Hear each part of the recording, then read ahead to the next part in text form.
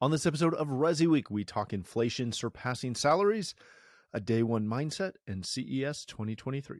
All this and more on this episode of ResiWeek. The network for the AV industry. What are you listening to? This is AV. This is AVNation. This is AVNation. This is ResiWeek, episode 357, a day one challenge.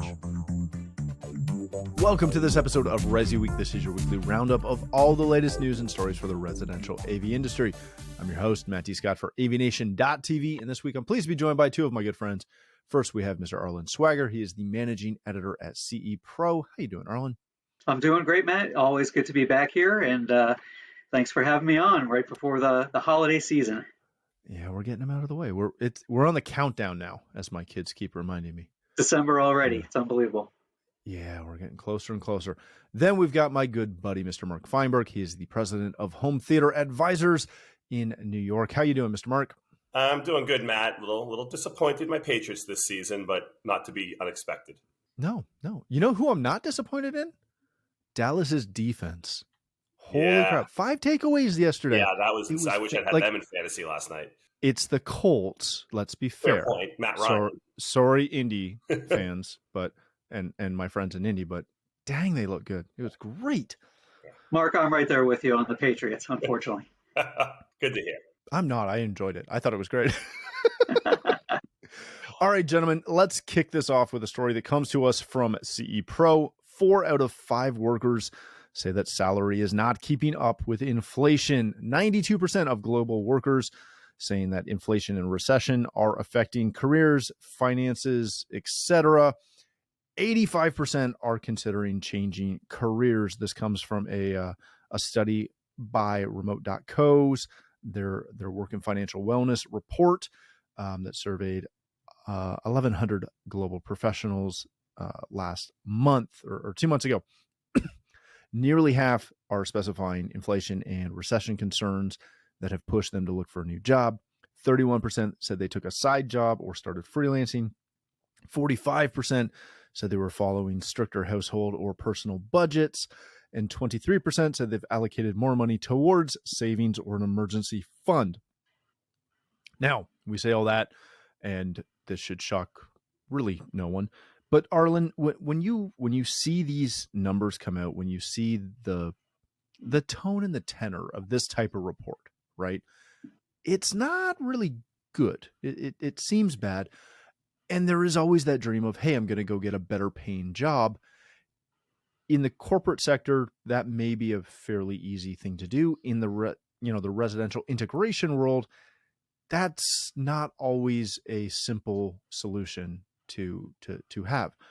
Is there anything that we can do as integrators, as an industry, to try and combat the inflation and the recession concerns that are making people want to look for a better paying job, or look at, finding ways to get paid more, bill more for clients that want to pay less?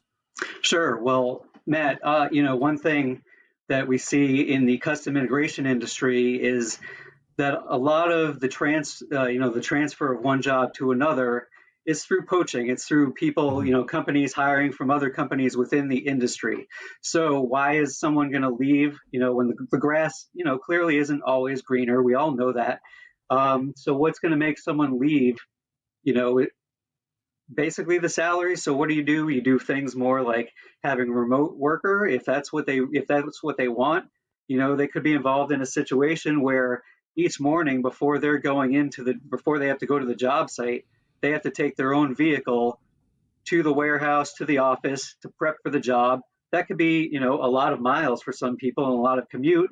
And in this economy right now, that's still not a great thing. If there are different ways to do that, and talking with other integrators, some of them have provided things like that where they're letting them use the vehicles. That might be use of a company vehicle where they can have it parked, have it packaged, and maybe the night before the job, it's all loaded up, ready to go, so they can just go straight to the job site using the company vehicle. But perks like that, when I talk to integrators at things like our Total Tech Summit, It's, integrators who have thought through and tried doing little things like that where they can kind of boost company morale.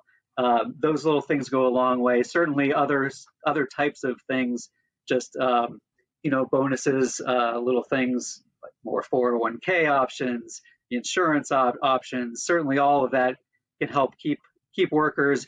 If it's something where you can't quite increase the salaries, if you're able to kick in more with a company match for 401k, that could offset a lower paying job for some people if they know that they're socking it away for the future. Yeah, that's a really good point. Mark, obviously we are all financial experts and economists here, so we can speak to this with a high degree of certainty. But this is going to be a very interesting period going forward. And to Arlen's point, poaching is typically how things have happened, at least the last couple of years. But there comes a point where if you are not careful, you are overpaying for talent. And that at least has been the response that I'm getting from a lot of the people I talk to, is that they need people and they're having to overpay to get people. All the same, they've got clients who are trying to be responsible, we'll say. Not necessarily scaling back, but they're trying to be responsible and not necessarily be outrageous with some of their improvements that they're doing. Is there anything that we can do to weather the storm and try and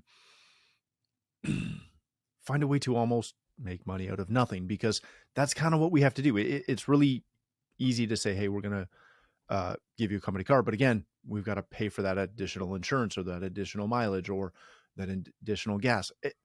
It's got to come from somewhere. Right. What do we do? Can we do anything, or do we just have to do the best that we actually can? I mean, I think there's a few things, for example, as opposed to, and what Arlen was talking about is very common in corporate America, right? Is you increase the benefits if you can't give the salary. Can you give more PTO days? Can you give better 401k match? PTO days are in some cases free to us, although it does cost us a day of billing, right? If we give the person a day off, then we may not get as much work done. It's a little bit different in corporate America. It's pretty much free in corporate America to give an extra PTO day. Bonuses is a good one-time thing, so that we had a really good year this year, and I tied bonuses to the year we had.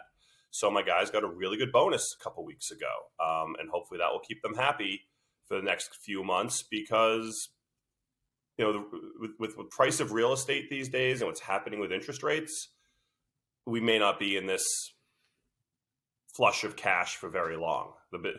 I may not have as good a 2023. So the one-time payments, if it's an annual bonus, a quarterly bonus, as long as it's not expected every year, it's rewarding people when you do well, but not locking yourself into a long-term commitment. And the other option, and then, at this point, can you raise rates? Can you explore secondary or tertiary categories? Are you not doing lighting? Are you not doing shading? Can you sell lighting fixtures? I haven't gotten there yet, but are there other categories you can undertake that don't require you to really build headcount very much, but will add to your bottom line to afford, so you can pay people a little bit better? As you were saying, people feel like they're overpaying. The problem with paying the average is when you pay the average, you get average. Do you want average employees? Or do you want better than average employees? If you want better than average installers and employees, you're going to pay better than average. So how do you get there? And it's there's only so many levers we can pull. It's our labor rates. It's our profit margins on product, which is relatively fixed because most things have an MSRP. And it's growing sales, which in many ways is adding more categories of business. So let me push back just for 1 second before we move on. I get very cautious when I hear people talking about adding essentially new verticals, right? If it's a very close adjacent field, yes, sure.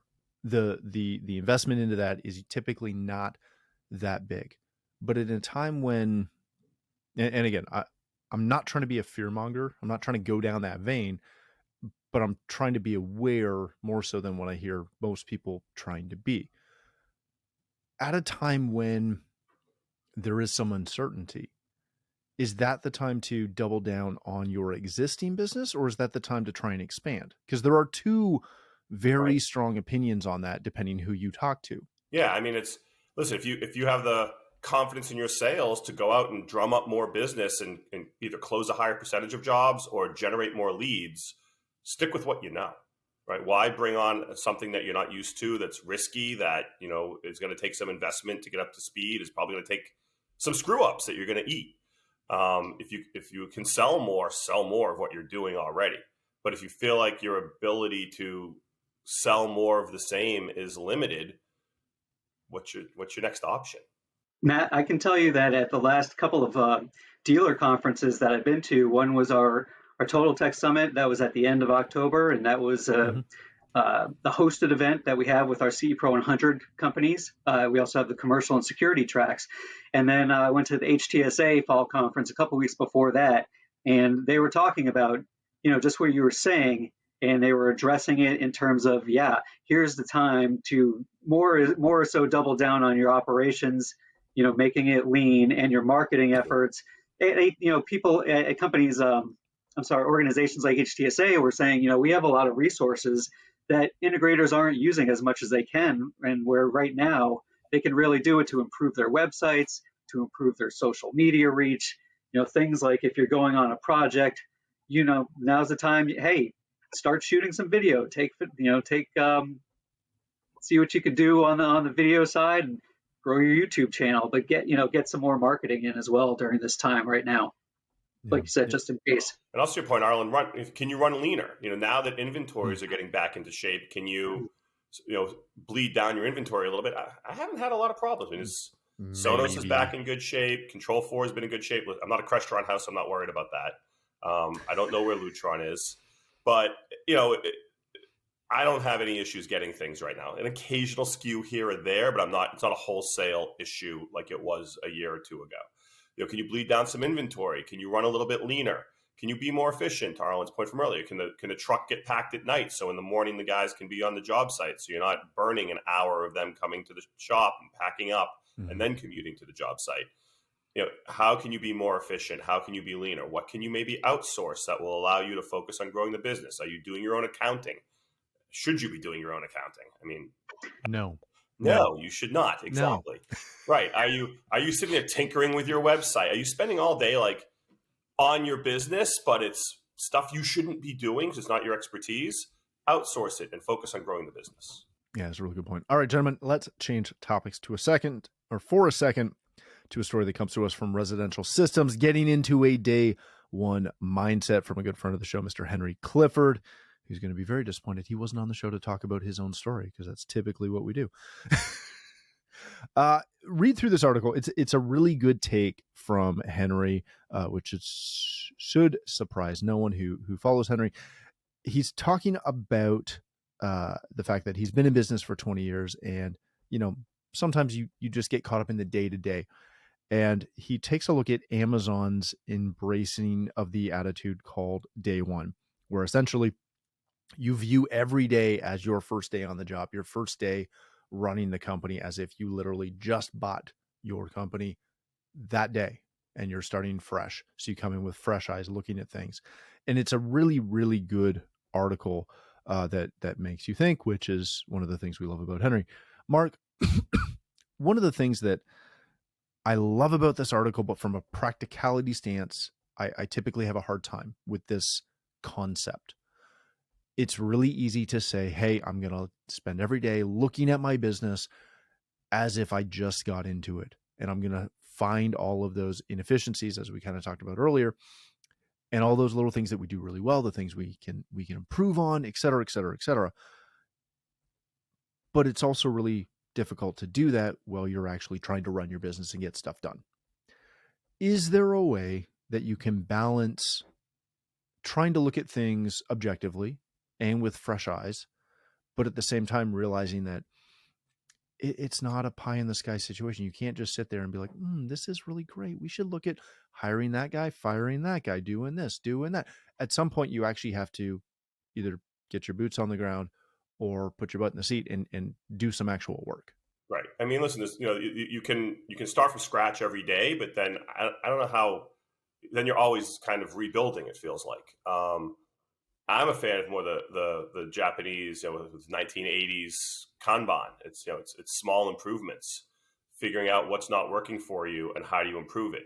Back to what we just talked about. Are you not? All the operational things we talked about, 3 minutes ago, are all little improvements. And there's things I've taken away from this show.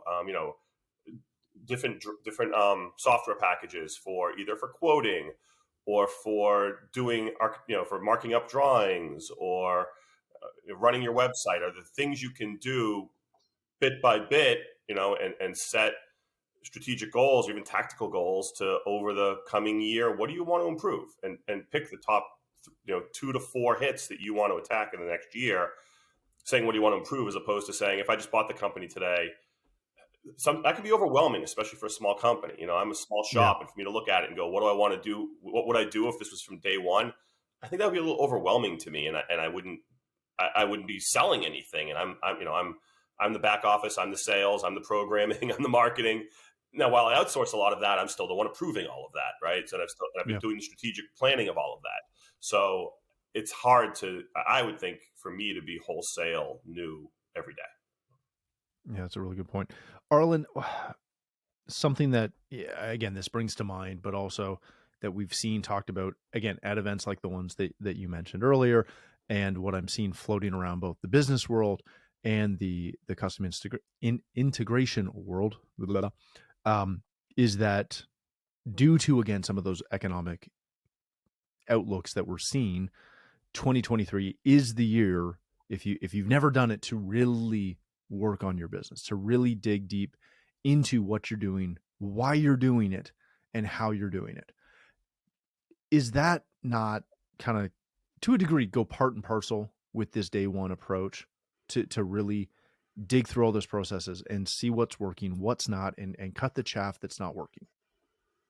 Yeah, I think absolutely. The thing that you want to do is figure out, to what Mark was saying. I mean, you're not going to go in and think about overhauling things, but it's certain things that you can do in pieces at a time. I think one thing that you want to do, you want to evaluate your staff. And I guess for this conversation, what are we talking about? A typical integrator, 8 to 14 people, maybe, if you want, 10 to 20, somewhere around there. That's not your typical integrator. Well, I think we find for our typical CE Pro reader for our state of the industry, I think we're at about eight or so. But you want to go in and make sure that, for your staff, and we've seen this recently where we've had more mergers and acquisition activity in the industry. It's one thing. So, it could be a true scenario, not so much in the distant future, where your company might be considered acquired by another company. And, the first thing as a CEO, you want to go in there and you want buy-in from everyone in the company that you just bought. And part of that is, sometimes you have to go in and talk. I'm going to go in and talk to everyone individually, and I'm going to survey them, and I'm going to say, what do you think is working right in the company? What do you think is working wrong in the company? It's always good to have that, and staff, sometimes they don't feel like their voice is going to be recognized. But if you feel like that you need to make some changes, who would know better than to what changes you need to make than, the employees themselves? So they might have some very good ideas on ways to improve things. I did a profile back in the fall of a company out here in North Carolina, Eastern North Carolina, Pair Electronics, and it had grown. It had tripled over the last 3 or 4 years.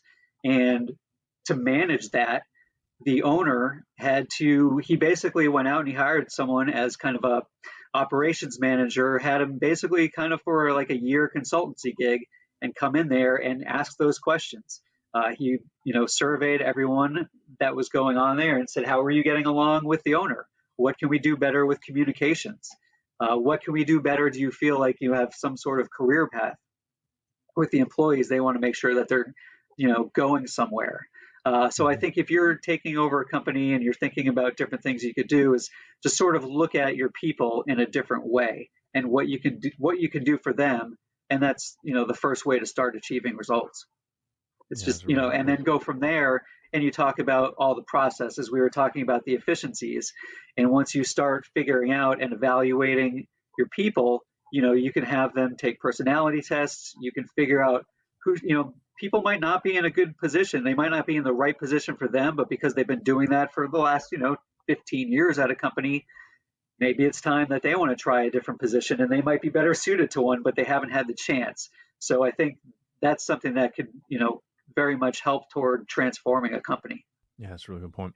All right, gentlemen, let's hit our last story of the day real quick. This comes to us from Residential Systems. CES 2023 is on track for record post-pandemic growth, and it's adding a conference program. Now, you might have caught my chuckle, and that's because they're saying that CES 2023 would be bigger, 50% bigger than CES 2022, which was an incredibly small year. So the sample size might be a little entertaining, we'll say. Arlen, let me start with you just real quick on this. Obviously, they expect this to be bigger. They've got something like 2,400 exhibitors that they're expecting. It's going to be one of the largest global auto shows. 100,000 attendees are expected to be there, with a third of them from outside the U.S. This is all looking fine and dandy. How do you think this year will compare to years pre-pandemic? Right. And I was going to say, Matt, for anyone who doesn't know, CE Pro, we're owned by Emerald, people who own CEDIA Expo. That is one of a zillion expos that we have. We're a huge trade show company, much more so than a media company. And one thing that we do, we look at, or when we have company-wide meetings, we talk about things in terms of pre-pandemic, comparing them to 2019.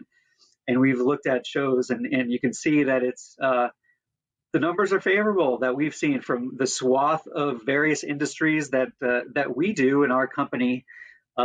We've seen some really favorable numbers compared to pre-pandemic. I think for CES, I think they will probably look at some similar growth. I know obviously from last year, I know people saw big changes that they had to the LVCC. Yeah, I know there were some empty spaces from what I understand of what people who attended had seen. One of the things that did catch my eye in that briefing was about the third of the audience, the attendees, expected to come internationally. Now, of course, we don't know where internationally they'll be coming from, but we do know that, in the past, pre-pandemic, of course, CES has been it's had a large Asian, basically, population that attends the show. My question would be, are we going to see more people coming from Europe? Are they still going to be coming from Asia? Let's see what happens there.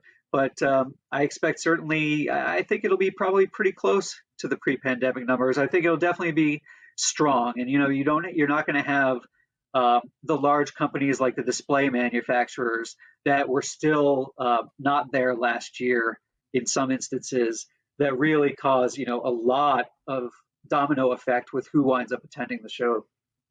Yeah, that's a really good point. Speaking of attending the show, Mark, let's wrap with you on this. Is there any reason for an HTP to show up to CES, to deal with the monstrosity that is CES? I know there's a pavilion, and I know a lot of our manufacturer partners are there. But why? Why would we go? Would we go? Would you go? Would anyone go? It's hard for me to answer because I've never gone, right? Because there's an answer right there. Because everybody I've spoken to said, Mark, are you in the business of selling cell phone cases? And I've said no. They said, then don't go to CES. I've never been.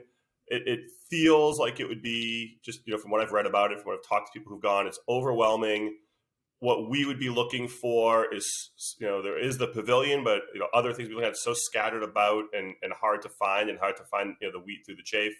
It's just a bit of a waste of time, and it's incredibly expensive. Hotel rooms are out of sight in Vegas for that. It's much more reasonable to go to CEDIA, obviously. I haven't found a reason to go. It hasn't felt like something I've needed to attend. And I think a lot of HTPs feel the same way. Yeah, I think you're right on that. Although I've got one friend from Texas who swears by it, and he berates me every year for not going. Yeah, but I don't know. I'm not going. I'm not doing it. All right, gentlemen, let's wrap it there. Thank you both for joining us. Mark, if people want to connect with you, learn more about Home Theater Advisors, where can they do that? Best is the website, www.hometheateradvisors.com. Email me, mark@hometheateradvisors.com, or our Facebook page is Home Theater Advisors. Excellent. Thank you, sir. Arlen, if people want to connect with you, learn more about CE Pro, where can they do that? Sure, they can go to cepro.com as always. They can find me on Twitter at Arlen Schweiger. And if you happen to get the spelling on my name, you can also find me on LinkedIn there as well. Excellent. Thank you, my friend. Thank you for joining us. If you'd like to connect with me, you can find me on Twitter at Matt D. Scott and most other social platforms. But more importantly, please visit AVNation.tv, where you'll find this show as well as a wide variety of other shows with all the verticals that we cover. When you visit the website, please take a moment to check out our supporters. We are extremely thankful for their support and ask that you check them out as well. Thanks again for watching. That's all the time we have for this episode of ResiWeek.